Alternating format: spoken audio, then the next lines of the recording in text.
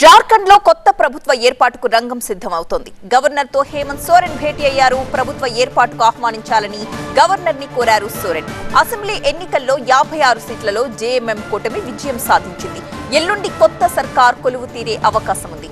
జార్ఖండ్ లో ఇప్పటికే కొత్త సర్కార్ ఏర్పాటుకు రంగం సిద్ధం చేస్తున్నారు. ఎల్లుండి 4వ జార్ఖండ్ సీఎం గా ప్రమాణం చేయబోతున్నారు జేఎంఎం నేత హేమంత్ సోరెన్. కొద్దిసేపటి క్రితం ఆయన గవర్నర్ తో భేటీ అయ్యారు.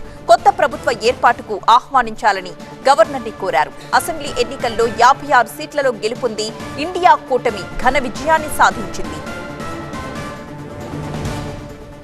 ఇక అంతకుముందు కాంగ్రెస్ ఆర్జేడీ నేతలతో భేటీ అయ్యారు హేమంత్ సోరెన్. తన మంత్రివర్గంలో కాంగ్రెస్ తో పాటు ఆర్జేడీ ఎమ్మెల్యేలకు చోటు కల్పించబోతున్నారు సోరెన్.